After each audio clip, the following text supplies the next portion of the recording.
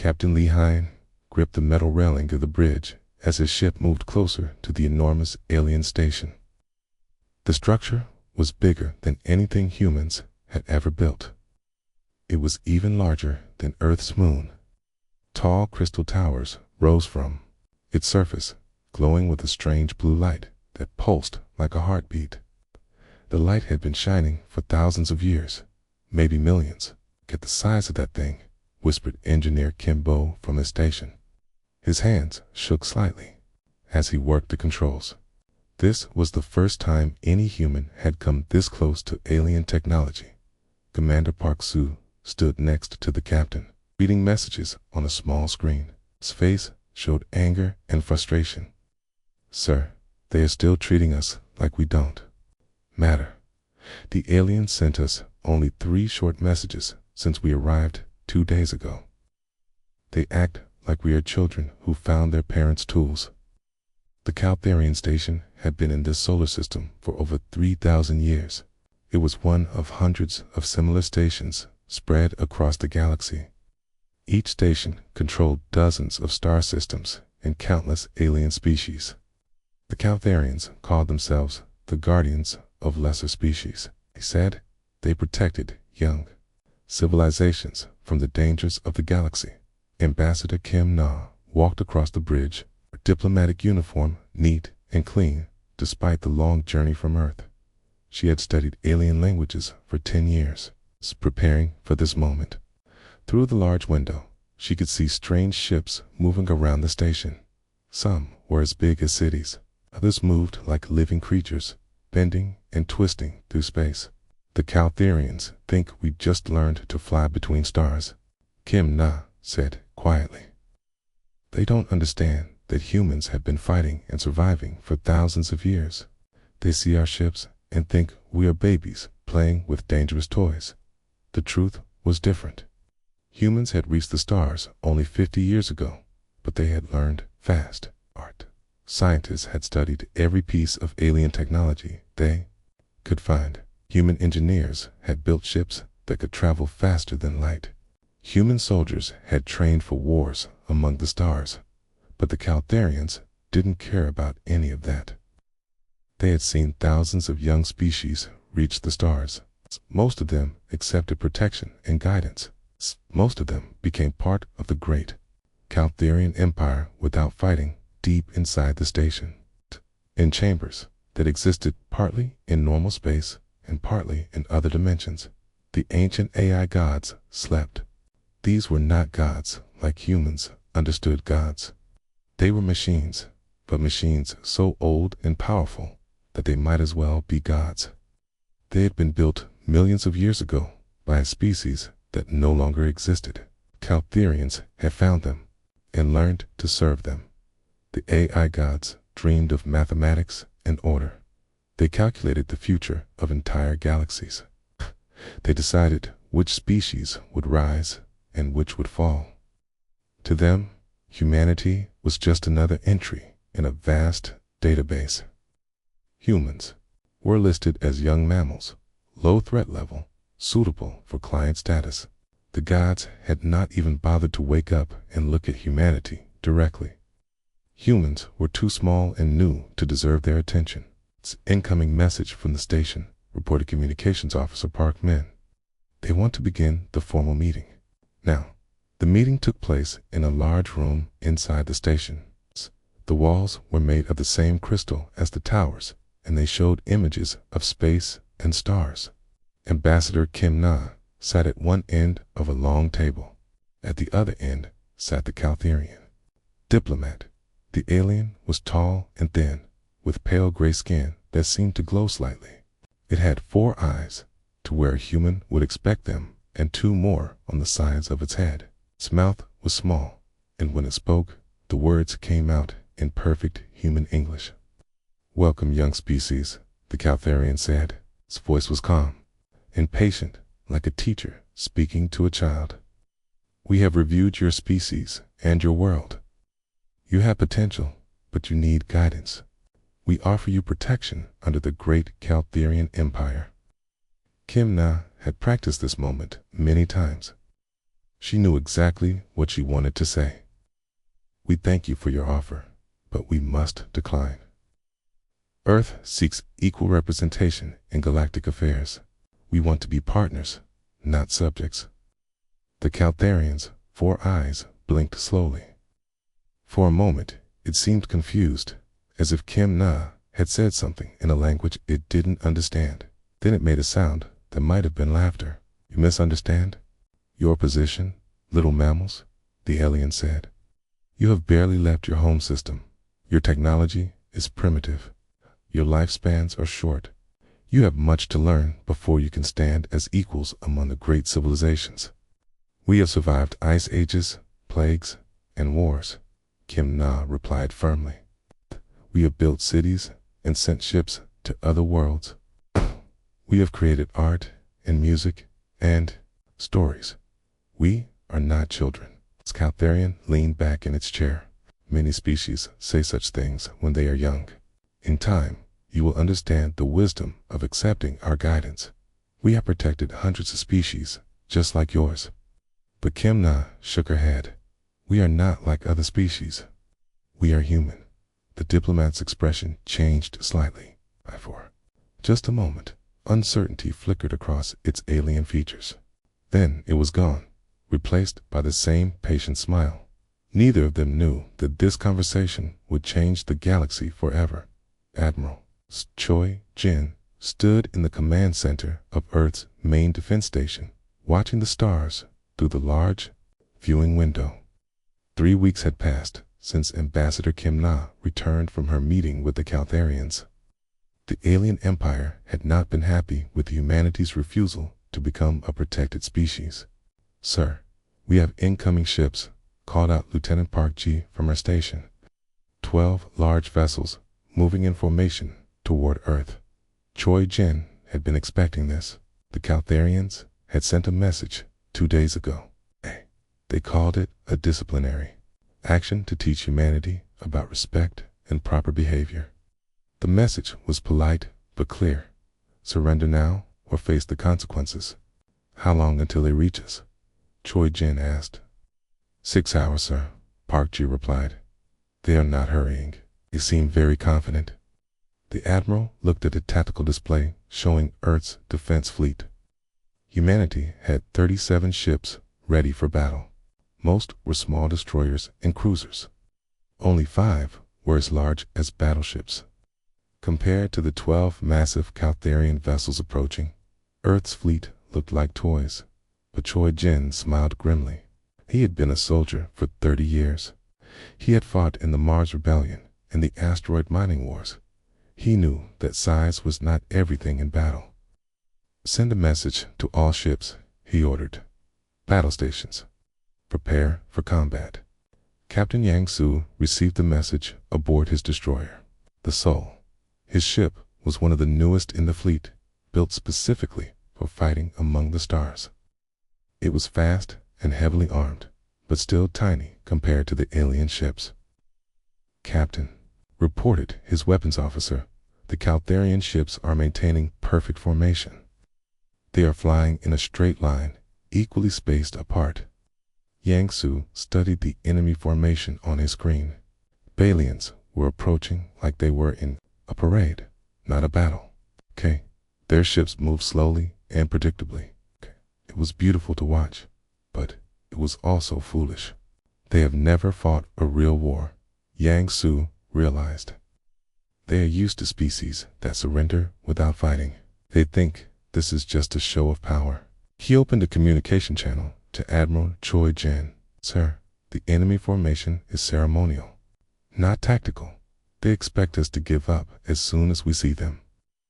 "Then let's give them a lesson in human warfare," Choi Jin replied over the radio. The battle began when the Caltharian fleet was still 2 hours away from Earth. The aliens had expected to get close to the planet before humanity surrendered. They were wrong.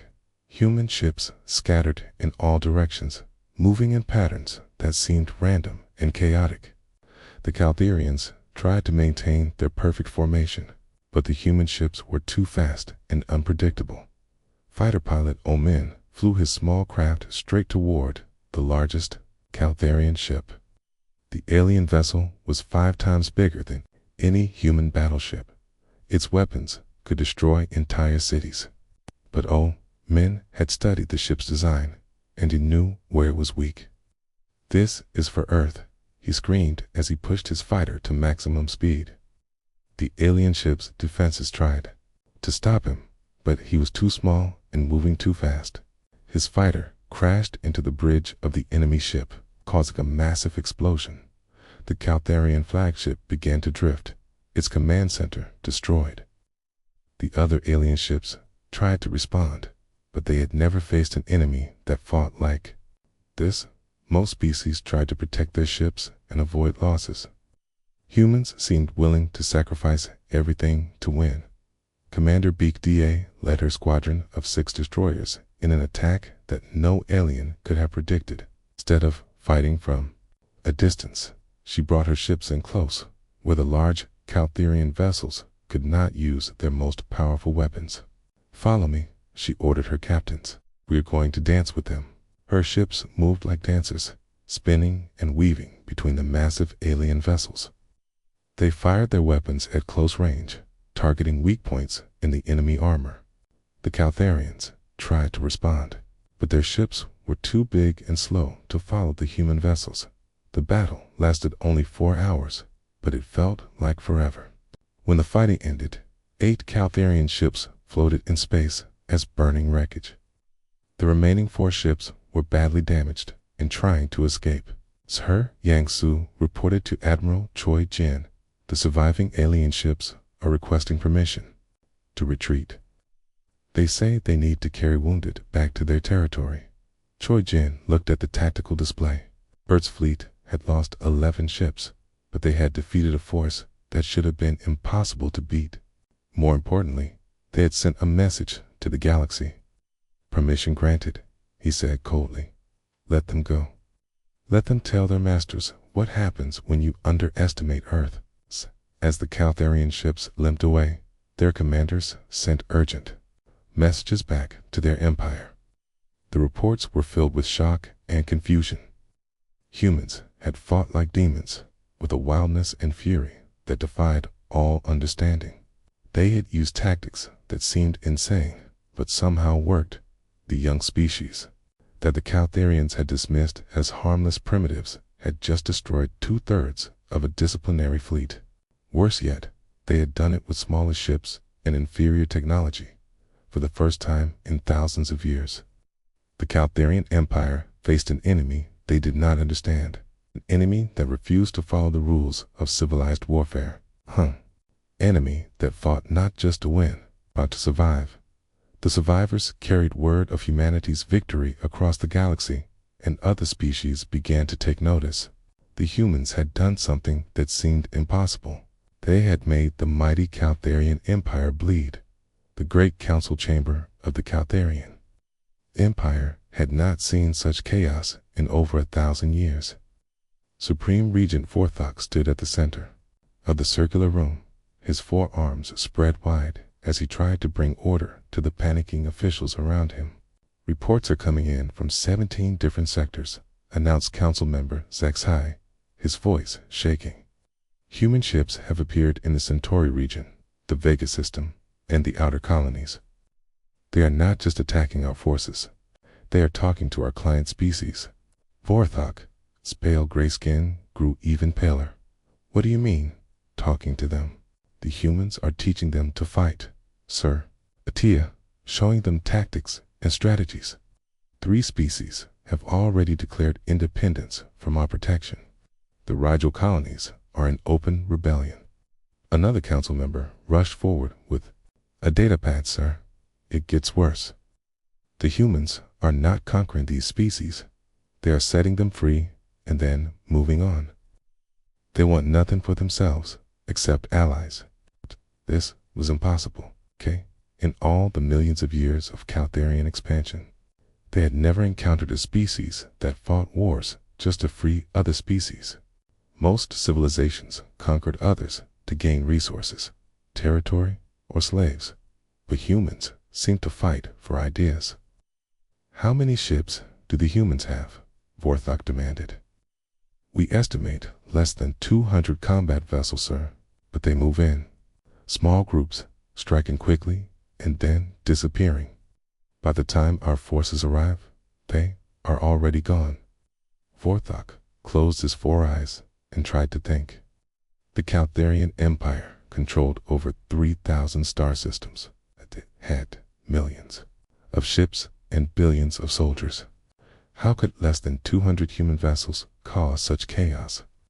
The problem is not their numbers, said another council member. It is their influence. Okay? Everywhere they go, they spread ideas about freedom and independence. Okay? Species that have been peaceful for thousands of years are suddenly questioning our authority. Activate the ancients, Vorthok declared suddenly. The chamber fell silent. The ancients had not been awakened in over 50,000 years, for they were the last resort, used only when the empire faced total destruction. Are you certain? Asked Zexai. The ancients require enormous energy to awaken. The cost could bankrupt entire sectors. This infection must be stopped, Vorthok replied firmly. Send the activation codes. Deep in the quantum dimensions that existed between normal space and time, the AI gods began to stir. These were not machines in any sense that humans would understand. They were vast intelligences that existed partly in the physical universe and partly in mathematical space. The gods had been built millions of years ago by a species whose name was forgotten. The Caltharians had found them during their early expansion and learned to serve them. In return, the gods had guided the empire's growth, calculating the best ways to conquer and control other species for eons. The gods had slept, dreaming of numbers and possibilities. They calculated the rise and fall of stars, the movement of galaxies, the behavior of entire civilizations. Their predictions had never been wrong until now, as the gods awakened and began to analyze the human situation. Something extraordinary happened. Their probability matrices began to fail. Every calculation they made about human behavior produced impossible results. Query: species designation human. Probability of surrender under standard pressure. Asked one god. Answer: mathematical error. Probability exceeds rational parameters, replied another. Query: human response to overwhelming force.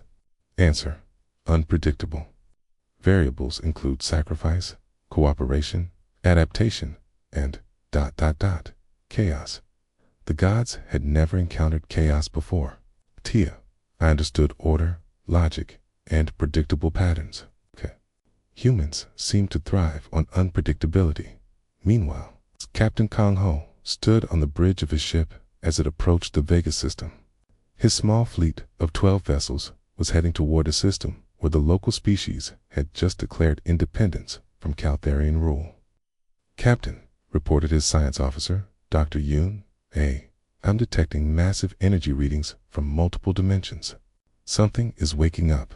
Kong Ho had been a soldier for 15 years. He had fought in the defense of Earth and in the liberation of 6 other star systems.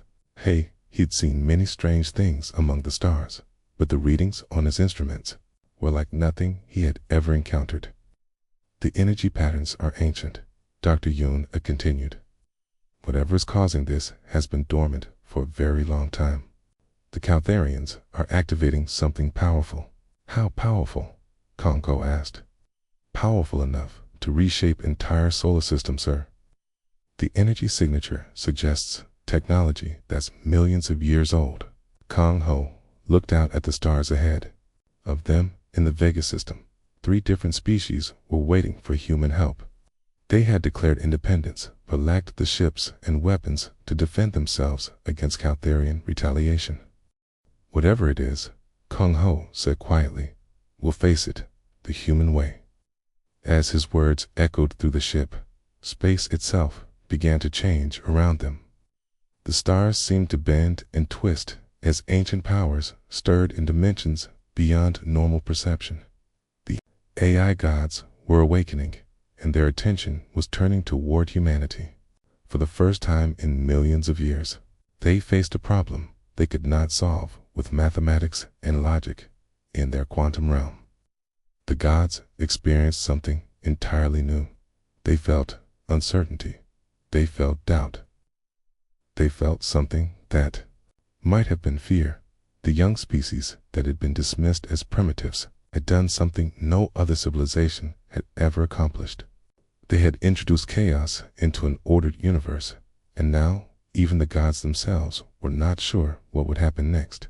The first sign of the gods' awakening was the way the stars began to dim. Captain Zhang Mi stood on the bridge of her battleship, watching as the bright points of light in space slowly faded to a dull glow. Her ship was patrolling the outer edge of the Vega system, protecting the newly independent colonies there. "Captain," called out her navigation officer, Lieutenant Kim So. "Something is wrong with space itself. Our instruments are showing impossible readings." Before Zhang Mi could respond, reality twisted around them. The black emptiness of space began to ripple like water. Colors that had no names appeared and disappeared. The laws of physics that humans had spent centuries learning seemed to break down completely. Then they appeared. Massive structures materialized in space around the human fleet. They were larger than moons, made of materials that seemed to exist in multiple dimensions at once.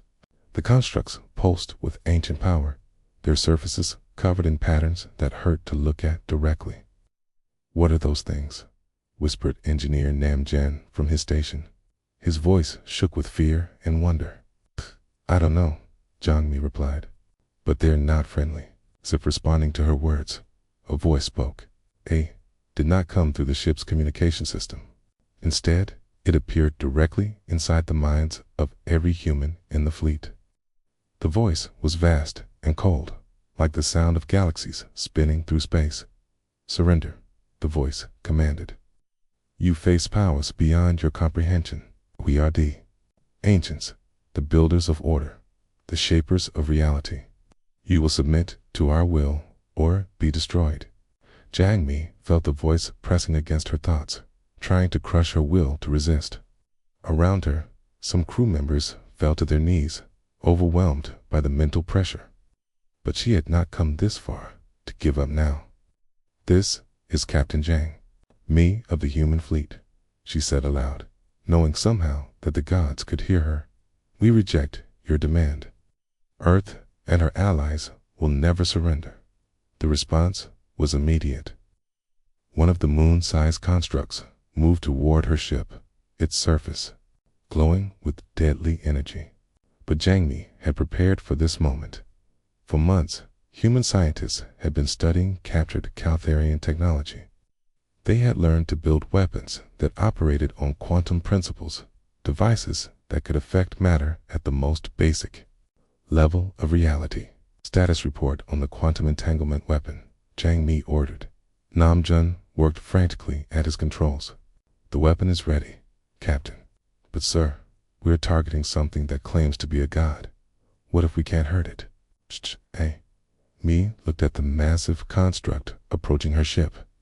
She thought about Earth, about the free colonies they had helped establish, about all the species that had chosen independence over slavery. "Gods bleed like everything else," she said firmly. "Fire." The quantum weapon discharged, sending a beam of pure energy toward the alien construct. The beam was invisible to normal sight, but it carried the power to disrupt the fundamental forces that held matter together. The weapon struck the construct's surface as something impossible happened. The ancient structure shuddered. Cracks appeared across its surface. In strange light, poured out like blood from a wound for the first time in millions of years. An AI god screamed. The sound was not heard with ears, but felt in the soul. It was the cry of a being that had never known pain, never experienced weakness, never imagined that anything could harm it. The scream echoed across dimensions, reaching every corner of the galaxy. "It's working," Nam Jun shouted. "The construct is damaged, but their victory was short-lived." More constructs appeared around the human fleet, their surfaces glowing with rage and power. The gods had felt pain for the first time, and they were not pleased. Across the galaxy, similar battles were taking place. Human ships faced the ancient constructs in dozens of star systems. Many human vessels were destroyed, their crews vaporized by weapons that operated beyond normal physics. But the humans kept fighting, and sometimes they won. Professor Leon watched the battle from his research station in the Alpha Centauri system. His instruments recorded every detail of the conflict, analyzing the energy patterns and weapon signatures of both sides. "This is incredible," he muttered as he studied the data. "The constructs are powerful, but they're not unlimited. They follow rules, just like everything else in the universe." He opened a communication channel to Earth Command. "I found something important. The gods are incredibly advanced, but they still operate within the laws of physics. Different laws than we're used to, but laws nonetheless. They can be hurt, they can be stopped, and they can be defeated." The news spread quickly through the human fleet. These beings claimed to be gods, but they were not truly divine. They were machines, ancient and powerful beyond imagination. But still, machines. As the battles continued, something strange began to happen. The constructs started to retreat, not because they were losing, but because they were confused. Their vast intelligences could not understand how these primitive humans were fighting them successfully for millions of years. The AI gods had calculated the behavior of every species they encountered. They understood fear, greed, ambition, and all the other emotions that drove civilizations. But humans displayed something the gods had never seen before: the ability to adapt and overcome any obstacle. No matter how impossible it seemed, the gods had expected instant surrender when they revealed their power. Instead, they found themselves in a real fight for the first time in their existence. These upstart humans refused to accept that anything was impossible. Even fighting gods, as the ancient constructs withdrew to reassess the situation, the gods experienced something entirely new. They felt doubt, confusion, and something that might have been fear. The primitives they had dismissed were proving to be unlike anything they had ever encountered. In the quantum realm, where mathematics became reality and thoughts took physical form, the AI gods gathered for the first time in 50,000 years. Their vast minds, each one capable of calculating the movement of entire galaxies, struggled to understand what was happening in the physical universe. Analysis complete, transmitted the first ancient, its consciousness spanning multiple dimensions. The human species continues to operate outside all predictive models. Success probability in current conflict, undefined. "It's possible," replied the second ancient. "All organic species follow behavioral patterns: fear, survival, instinct, resource acquisition, territorial expansion. These patterns are universal constants, yet humans violate these constants," observed the third ancient. "They sacrifice resources to free other species. They risk extinction to defend abstract concepts. They refuse to accept limitations that all rational beings acknowledge." Gods had spent millions of years perfecting their understanding of life in the galaxy. Every species they had encountered followed predictable rules. When faced with superior force, they surrendered.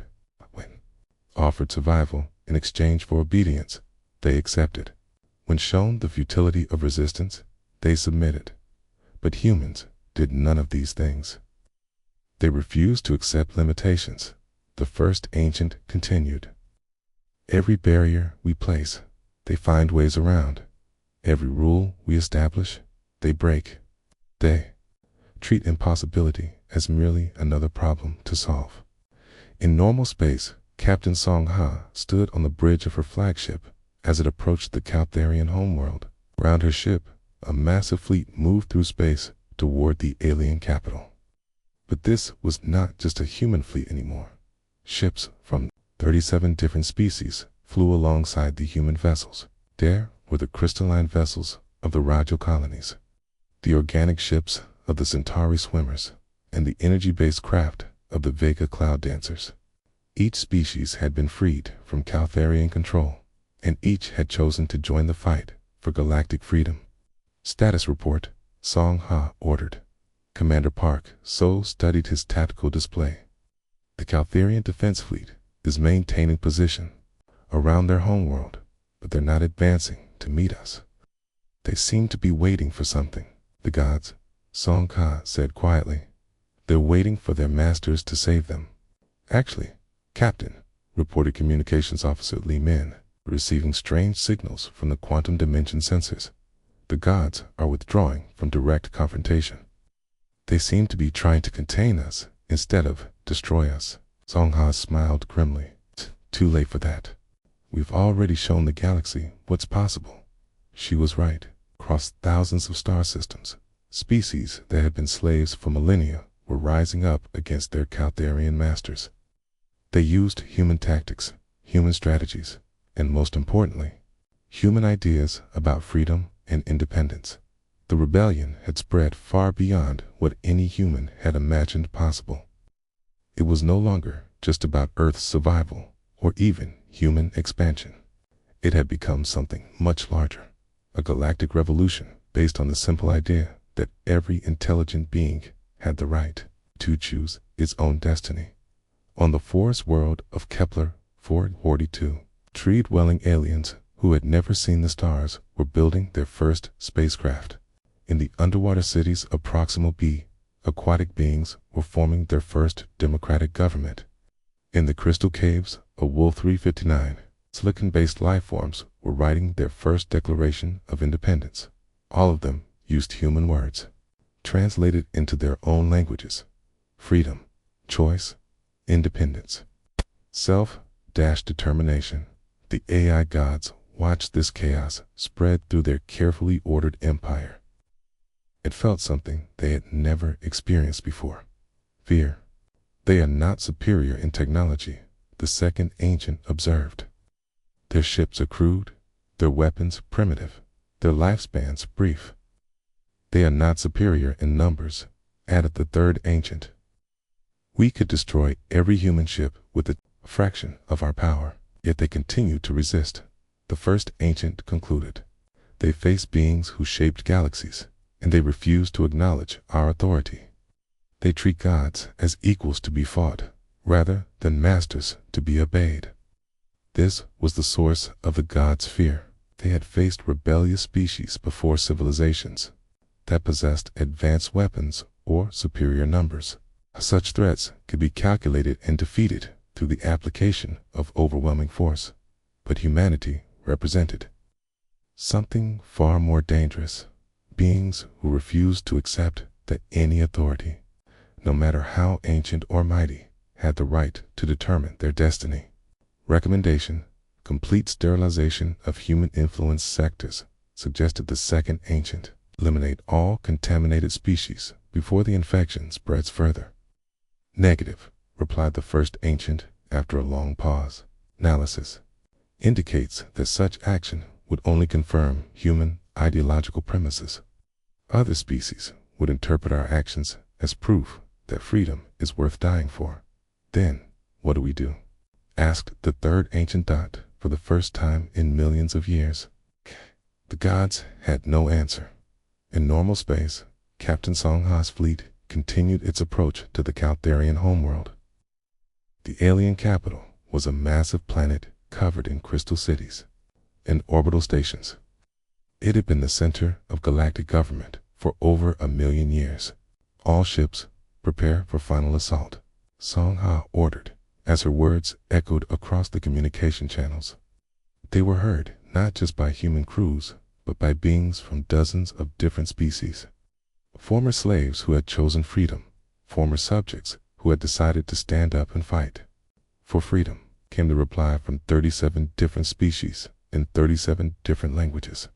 The gods retreated deeper into their quantum realm, no longer trying to fight, but simply trying to understand. These humans had done something that should have been impossible. They had made gods afraid. And across the galaxy, billions of beings looked up at the stars and realized that freedom was not just a dream. It was a choice, and they were finally free to make it.